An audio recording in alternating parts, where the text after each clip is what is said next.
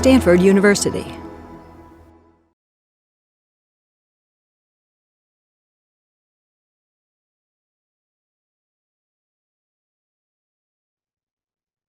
So good morning, everyone. I'm so happy to be together again. And this morning we have 45 minutes for practice.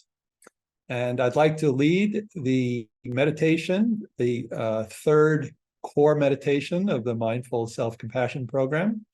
It's called Giving and Receiving Compassion. And this meditation is based on breath meditation, actually the one which we practiced yesterday, affectionate breathing, where we allow ourselves to be held and rocked and caressed from the inside by our own breathing. But it has an additional element, and that is we begin to include others. So this meditation, with the in-breath, we're breathing in for ourselves, and with the out-breath, we're breathing out for others. Some people call this meditation in for me and out for you. And this meditation can be practiced as a formal meditation. In other words, on the cushion for 20 minutes, or sitting on a couch or a chair, as we're going to do now, or it can be practiced in the midst of daily life, especially when we're in a caregiving situation or in a difficult conversation. We can breathe in for ourselves and out for another. So mostly, this is a really elegant, you might say, pre-verbal way of bringing compassion to ourselves in the midst of a busy life. Pre-verbal meaning just with the simple breath. Lastly, since we're always over and over breathing in for ourselves, that is the simple reminder not to exclude ourselves from the circle of compassion, right? Self-compassion is a very humble enterprise. We're just including ourselves in the circle of compassion. We're not privileging ourselves necessarily over others. We're just including ourselves. And when we were born, the very first breath we took, the in-breath, was a source of great joy to everybody around us. Breathing in for ourselves was the first thing we did, and it was essential for life. So, by paying attention to the in-breath in this way, allowing ourselves to be nurtured by the in-breath, not only are we including ourselves in the circle of compassion, but rest assured that everybody around you, even those who want more from you than you are able to give, need you to breathe in for yourself, need you to care for yourself, need you to be compassionate with yourself in order to be able to take care of others. Okay? So as I said yesterday as well, some people don't feel so comfortable with the breathing, So if that's the case for you, you don't need to necessarily focus on your breathing, but you can focus. One thing you can do, for example, is you can, instead of following your breath, you can do the following motion with your hands.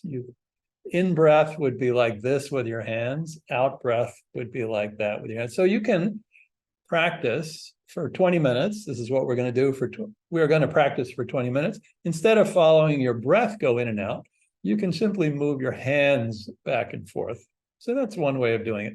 Another is, instead of necessarily focusing on your breathing going in and your breathing going out, you can say the word compassion, or you can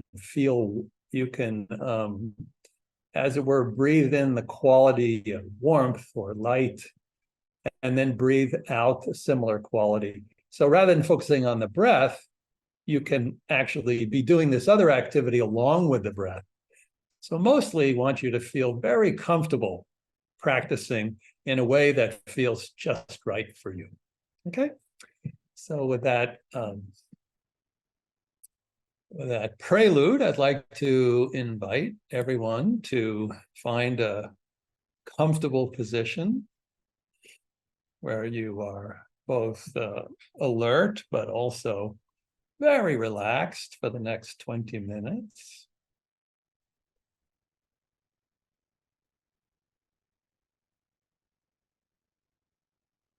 And then allowing your eyes to close partially or fully, whatever feels most comfortable to you.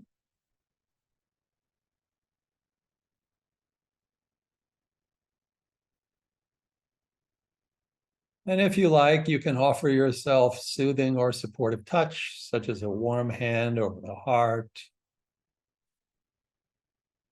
or on your cheek, or just your hands comfortably cupped one in another in your lap.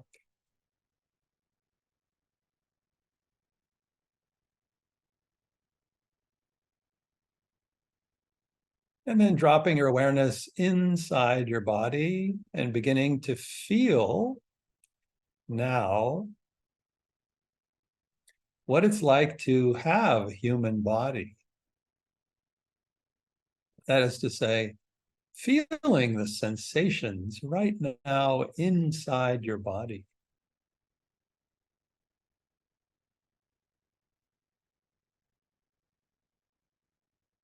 Just allowing whatever sensations are there to be there in this moment.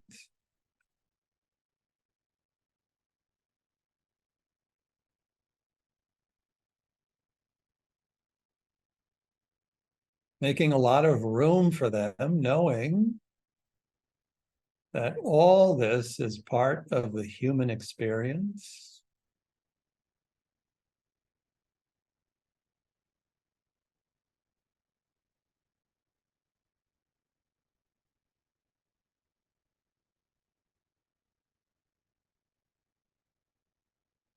And now, in the midst of all these sensations, seeing if you can begin to notice the movement of your breath in your body.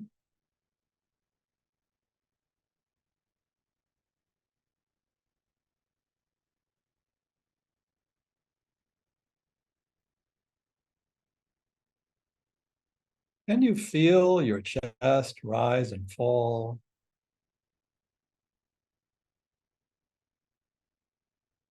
Or the air moving in and out of your nose?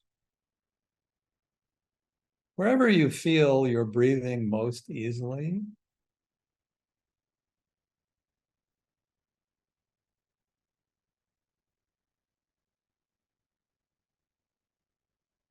and again, if breathing is uncomfortable for you, you can just feel perhaps the gentle movement of your entire body as your body breathes.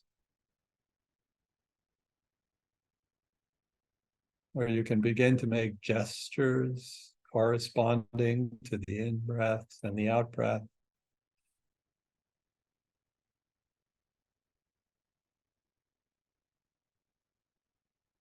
But for now, for those of you who enjoy the breath,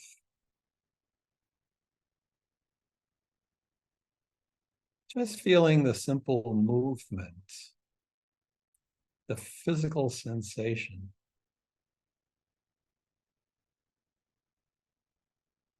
Especially the rhythm of your breathing.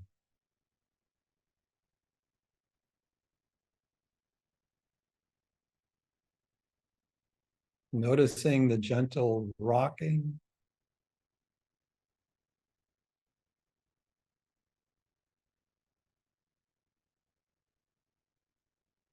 the gentle flow.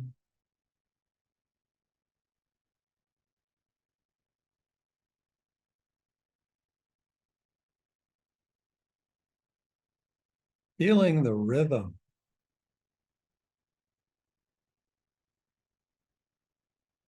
just like the rhythm in music, back and forth.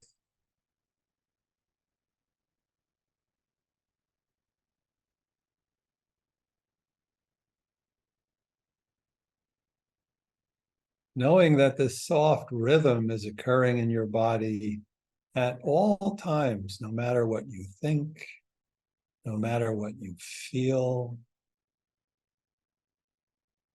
There's always this deep, soft rhythm.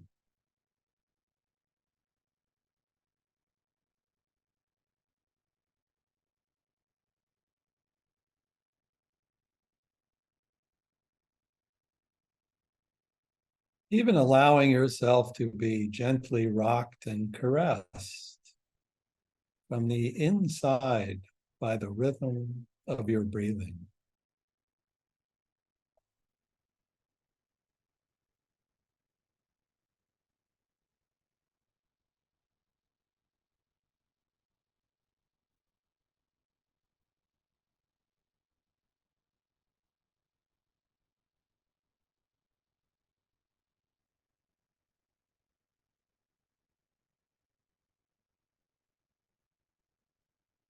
And now let's gently bring our awareness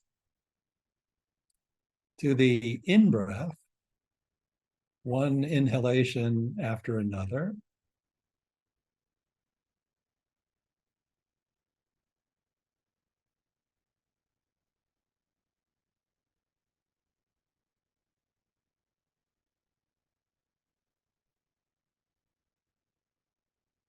Perhaps noticing how the in-breath subtly energizes your body.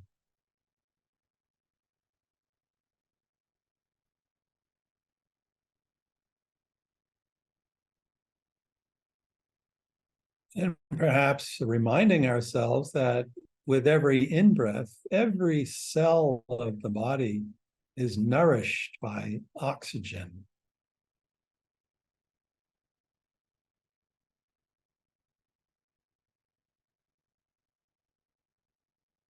Breathing in is the first thing we did when we were born. And every in-breath is a gift, nourishing every cell of the body.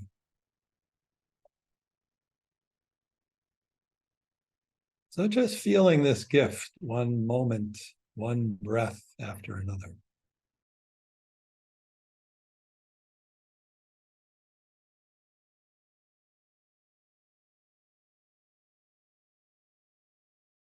And if you like, you can also breathe in compassion or kindness with each in-breath.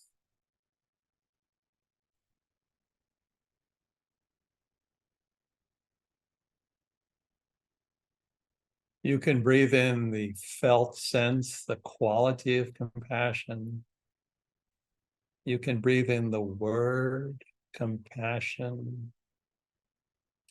You could breathe in a sense of warmth or light. Or you can just savor the simple experience of your in-breath. One in-breath after another.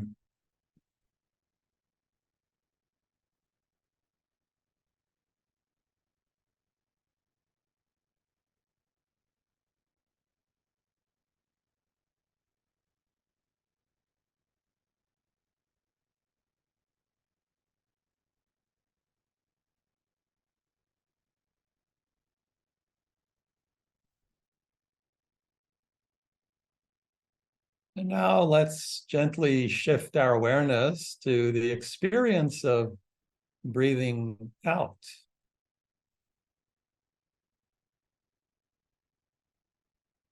Notice how it feels to exhale one breath after another.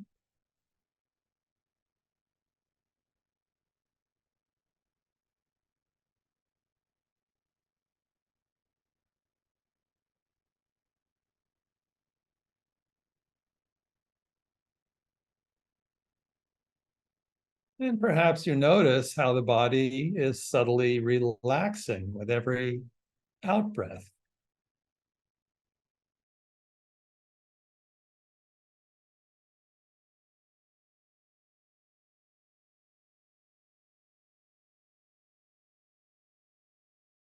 If you like, even allowing yourself to enjoy that sense of relaxation that accompanies every exhalation.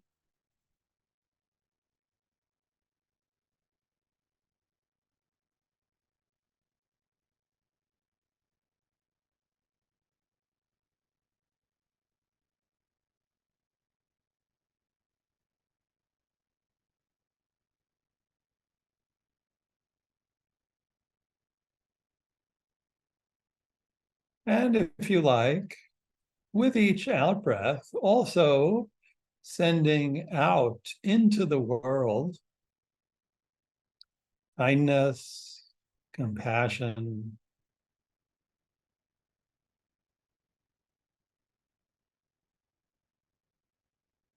however it feels just right for you. One out breath after another.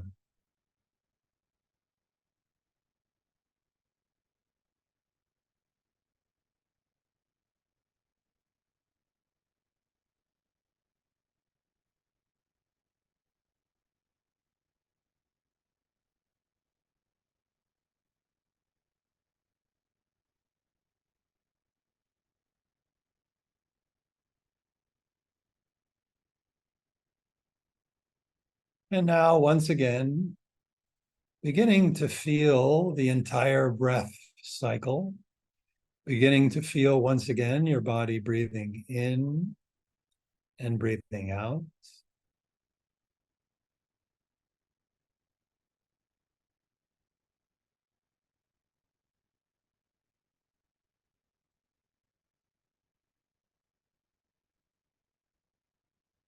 Allowing the in breath to be for you, allowing the out breath to be for others.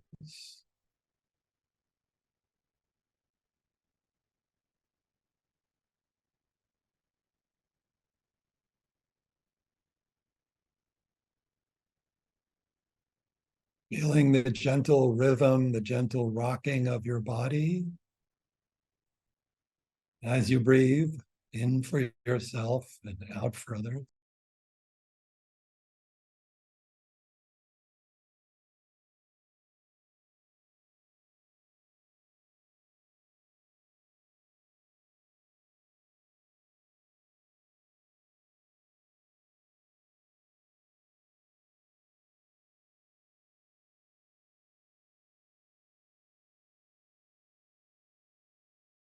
If you like, breathing compassion and kindness in for yourself and out for others.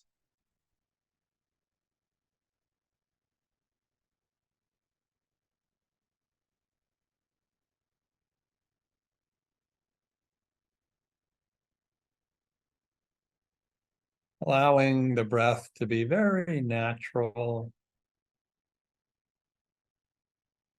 Allowing this process to be as easy as the body breathing itself.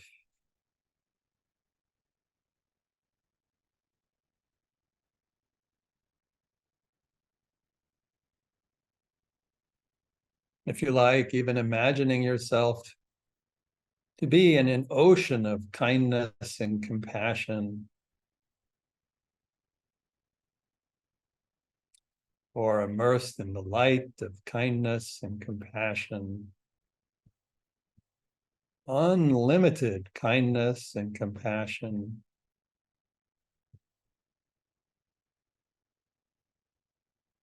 Breathing in as much kindness and compassion as you wish. Sending out as much kindness and compassion as you like.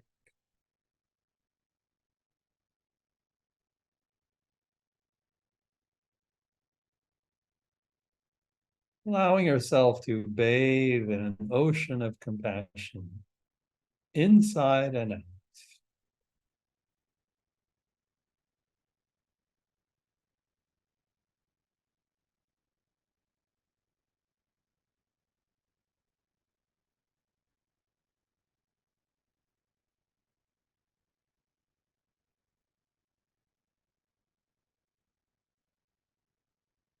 And now, seeing if you can find just the right balance of breathing in for yourself, even breathing kindness and compassion in for yourself, and breathing out for others. So just the right balance. So right now, for example, in your life, if you feel under a lot of stress, maybe you would like to breathe in 5 times or 10 times. Maybe you would just like to spend the rest of this meditation just nourishing yourself by focusing on the in-breath, allowing yourself to be nourished one breath after another, very easily and naturally.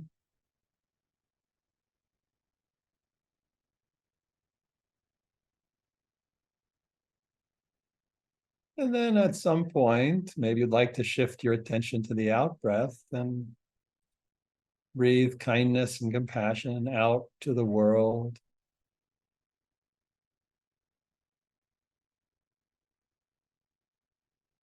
So for now,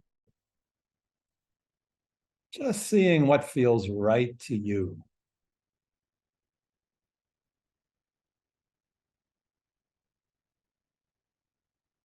Filling your cup, nourishing your heart, one breath after another, as much as you need until your cup is full. And then when it feels right, you shift your attention to the out breath and breathing out for others.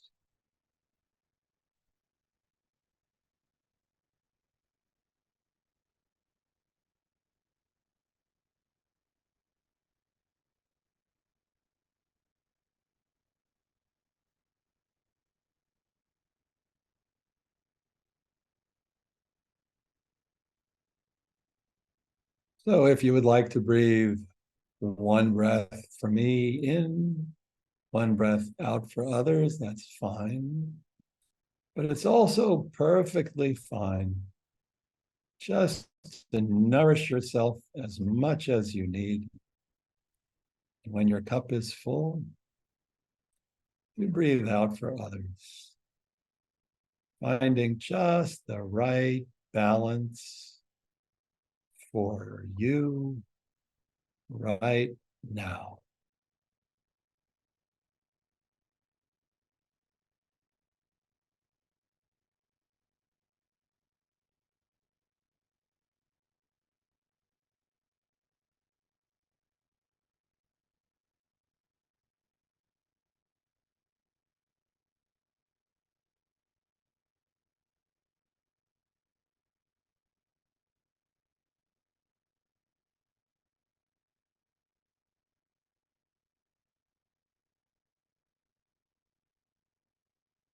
Kindness in, kindness out, kindness out.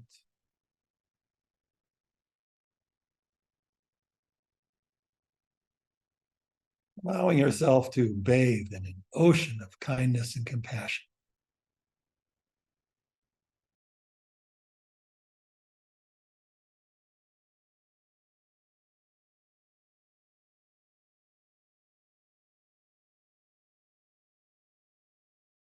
Allowing the whole process to be as easy as breathing, as easy as the body breathing itself.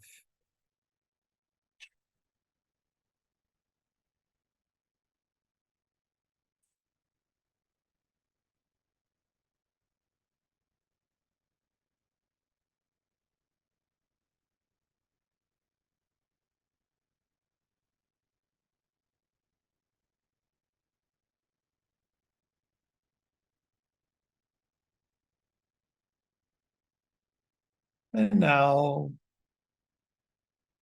beginning to release this process of breathing in for ourselves and out for others. And just allowing yourself to enjoy the simple rhythm of the breath.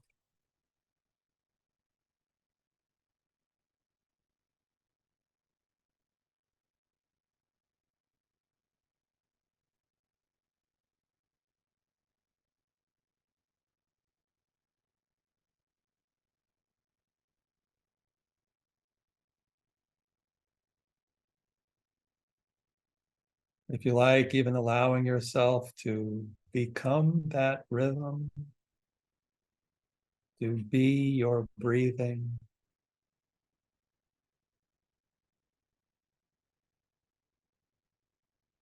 Letting go of the idea of meditating, letting go of the idea of getting it right, letting go of the idea of progress, and just giving yourself permission just to be internally rocked and caressed by your own breathing. If you like, even becoming your breathing. Just being breathing.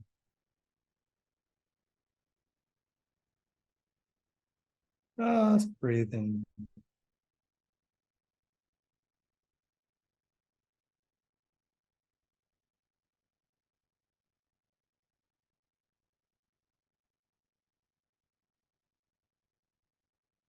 And then when you're ready to release this practice altogether, but still with your eyes closed, allowing yourself to rest in your experience, perhaps noticing what it's like inside your body right now, how you feel in your body,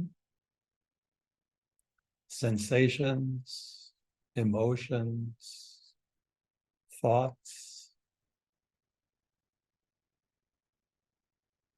What's there?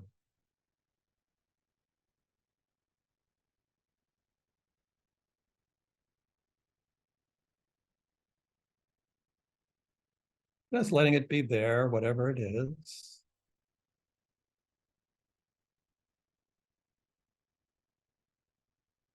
And allowing your experience of the meditation to have been just as it was.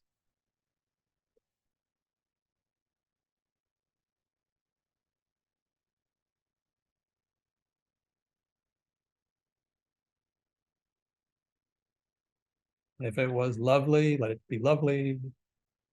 If there were challenges, let it have been challenges. Letting the experience have been just as it was. And most importantly, in this moment, right now, before we open our eyes, giving ourselves complete permission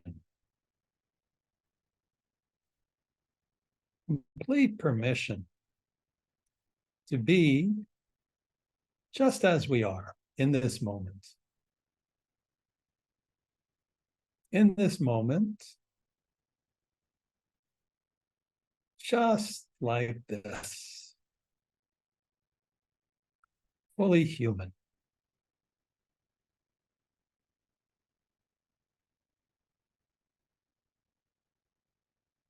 And then when you're ready to begin to slowly open your eyes,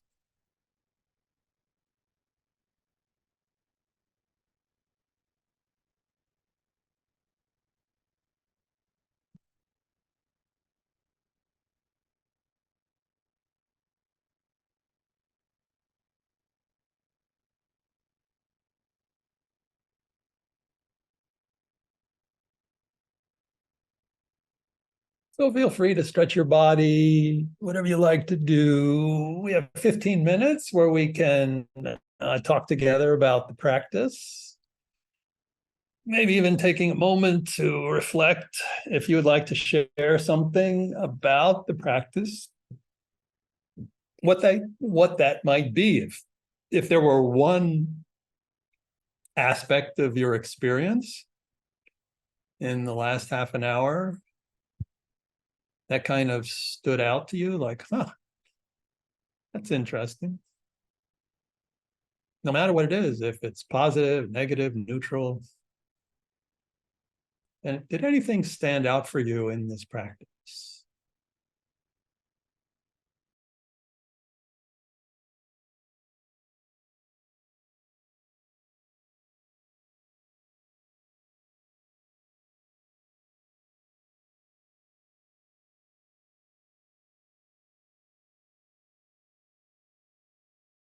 Thank you. Thank you. Yeah, so you gave yourself permission to be massaged in this way, it sounds like. Yeah, thank you. Yeah, so if anybody, I noticed one person put a comment in chat. The work stress I was feeling this morning has subsided, very relaxed. Anything you're willing to put in chat? That'd be lovely.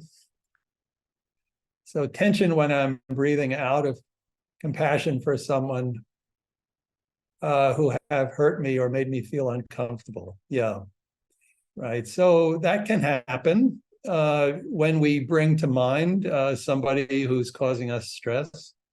And then it's a good idea to return to our own breathing at that point, return to breathing in for ourselves so that we can keep the energy of kindness and compassion alive. When we're struggling with somebody, then that energy, that attitude starts to contract.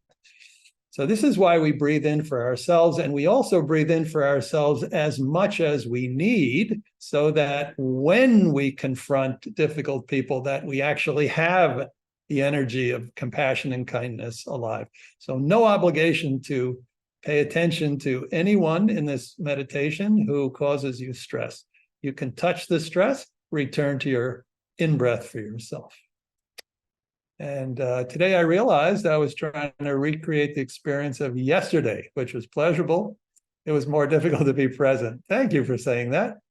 I realized that each experience is unique and it's hard to let go of my previous experience. Indeed, we cling to positive experiences, but we want to allow, just as you described, each experience to be as it is. We want to develop that kind of trust and surrender, and that will enrich every experience.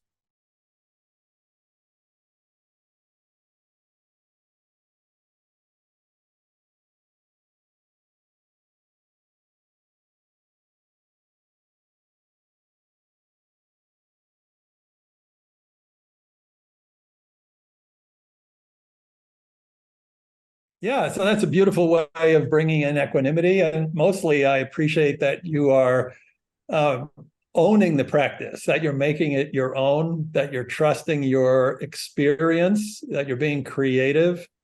And ultimately, this is how we find the way to self-compassion is by finding our own way. I can perhaps say in addition that we really need to remember that self-compassion practice is goodwill practice and not good feelings practice.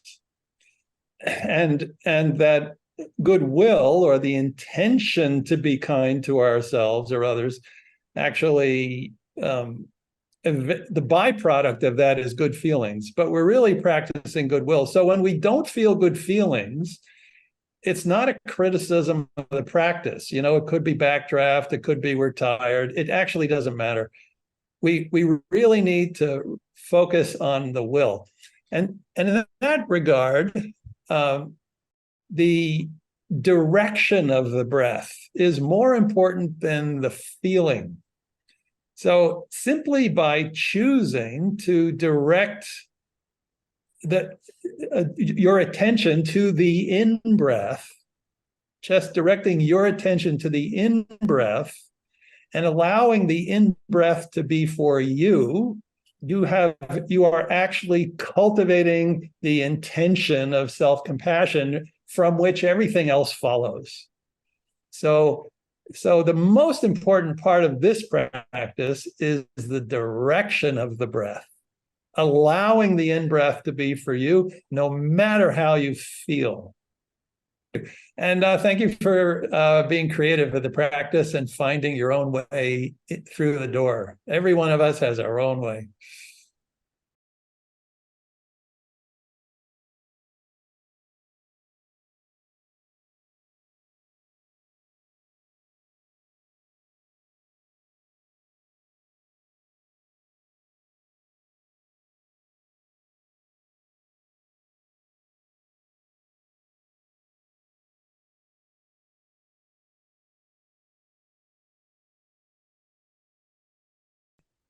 Yeah.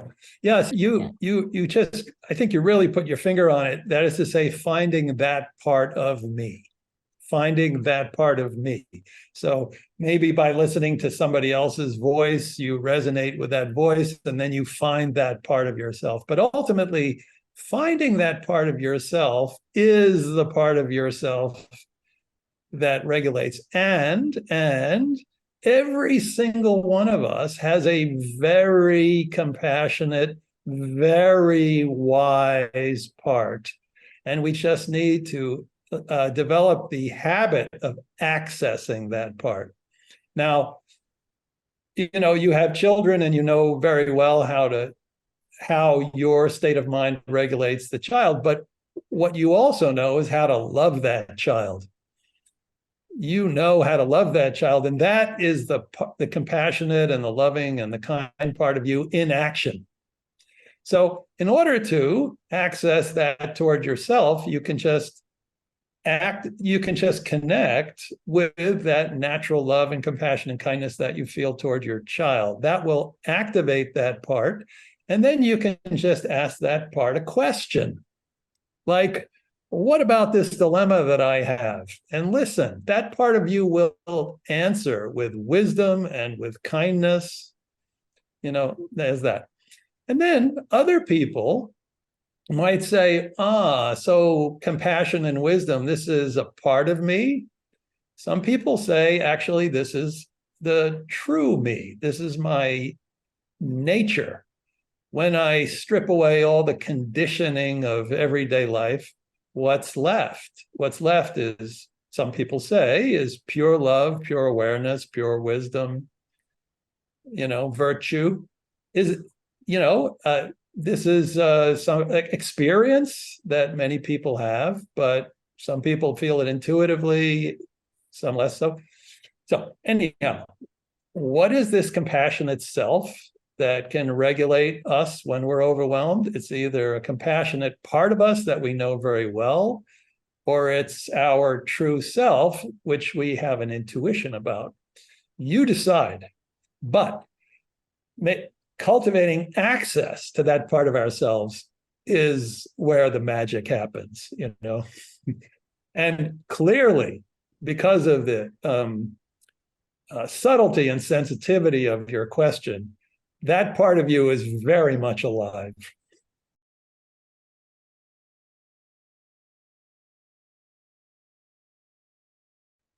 Oh, sure, yeah.